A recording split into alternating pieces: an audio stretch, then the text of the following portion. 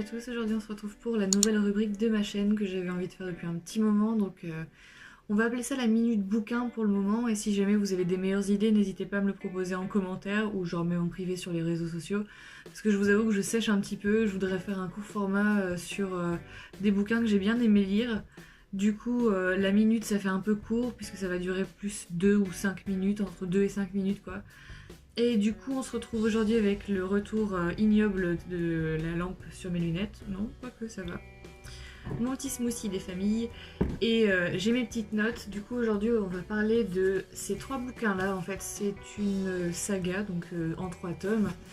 The Mortal Instruments de Cassandra Clare, en fait, c'est le préquel, donc ce qui se passe avant la série Shadowhunters sur Netflix. Moi j'ai adoré la série, d'ailleurs je suis encore en train de la regarder puisqu'elle n'est pas terminée. Et je vous avoue que, bon, du coup, en partie parce que les acteurs sont beaux, ça me motive un peu. C'est une série qui est un petit peu ado en fait, qui parle de chasseurs d'ombre en fait, qui sont censés faire régner la paix entre le monde des terrestres, donc les humains, et le monde obscur, donc tout ce qui est sorciers, vampires, loups-garous, les fées, etc. Et moi c'est quelque chose que j'ai adoré en fait, j'ai adoré cette série, je suis pas mal série pour ados, et j'ai adoré les bouquins. Donc en fait vous avez les 3 tomes, vous avez l'ange mécanique, le prince mécanique et la princesse mécanique pour finir. Donc j'ai mis du temps à finir le 3e tome parce que j'ai du mal à me concentrer en ce moment, mais j'ai fini les 3 et c'est une série que j'ai pas mal appréciée en fait, puisque du coup on retrouve des noms de famille qui sont déjà connus dans la série, donc pour ceux qui regardent. Donc l'histoire elle se passe vers les années 1868 dans l'institut Shadowhunter de Londres.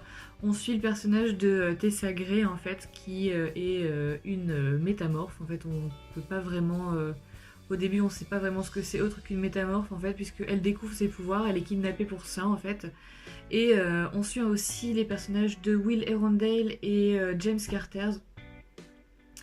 Donc j'ai adoré dedans les descriptions, le Londres de l'époque en fait, le langage, j'ai adoré.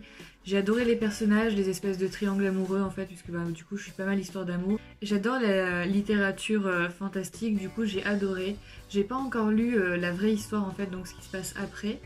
Mais pour ça j'ai bien aimé, je dirais que je donnerais la note de 7 sur 10 parce que du coup c'est motivé par le fait que j'aime la série à la base.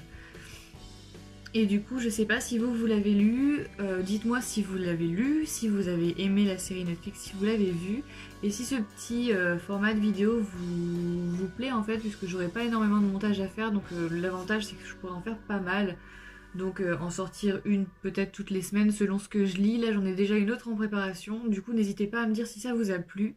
Vous pouvez laisser un commentaire, un petit like et vous abonner si c'est pas déjà fait. Et on se retrouve une prochaine fois pour une prochaine vidéo. Salut!